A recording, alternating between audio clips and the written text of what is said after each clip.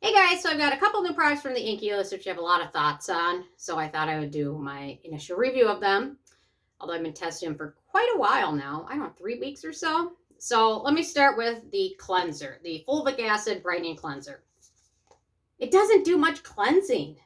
Even on days where I don't wear any makeup or sunscreen, it doesn't even remove just basic like oil and sebum from my skin. I can usually tell it because I usually, after cleansing, use a cotton round soaked with toner, smooth it over my skin just to remove any little bit of leftover residue. And that every time I use this one, that cotton round was dirty.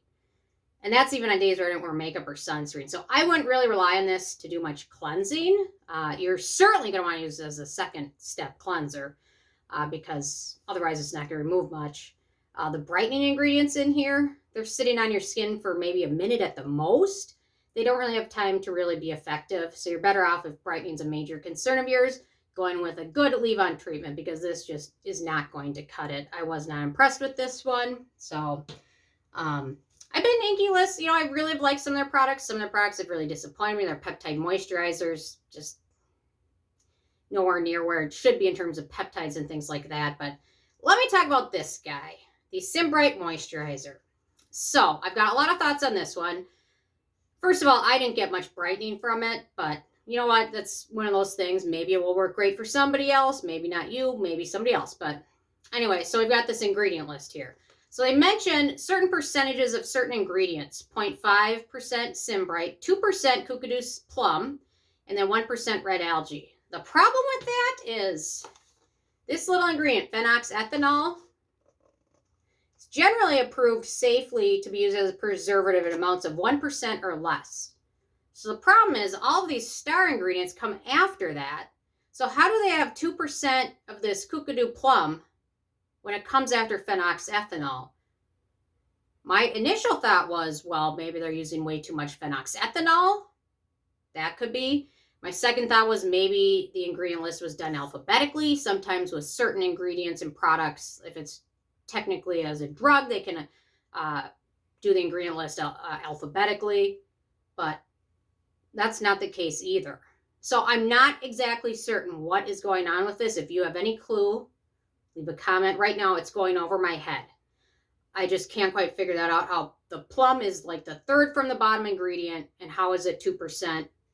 And it's below even the 0.5% Symbright ingredient.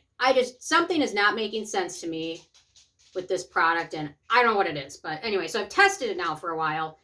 I really didn't notice any brightening benefits from it. But let me talk about the ingredients. So I was going to do a full review of it, but you know what?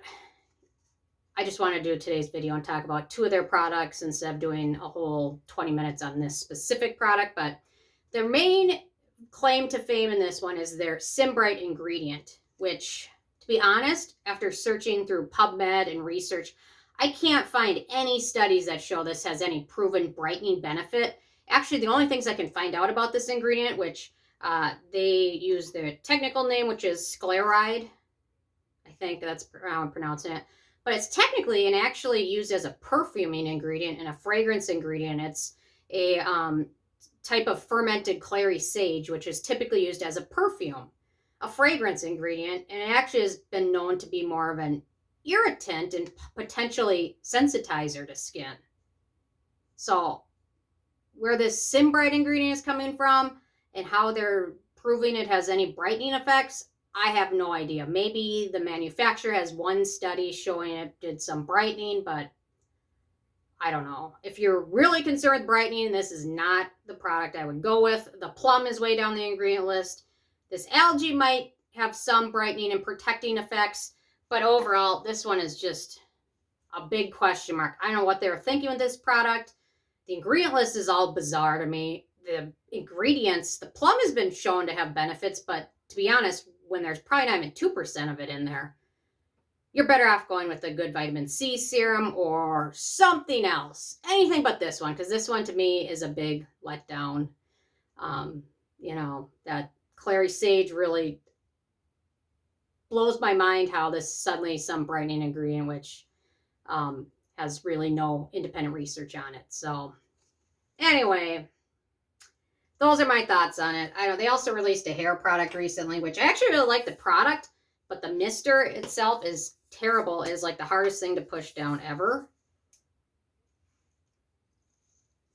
Anyway, so there's my thoughts on that in a second. I like the ingredients, but the dispenser is terrible. So anyway, save your money on these guys and go with something maybe more proven. It's sometimes nice to have something that's super affordable, you know, work, but these, in my opinion, are just not it. So I don't know if they're releasing too many products all at once and they're spreading themselves too thin or what, but something is going on there. And I can't quite place my finger on it, but something's up. But if you know what it is, leave a comment. And anyway, those are my initial thoughts on these two. Well, they're not really initial. I've been using them for 3 weeks, but those are my thoughts. So anyway, leave a comment. I love hearing from you guys and stay tuned for more later. Okay, bye guys.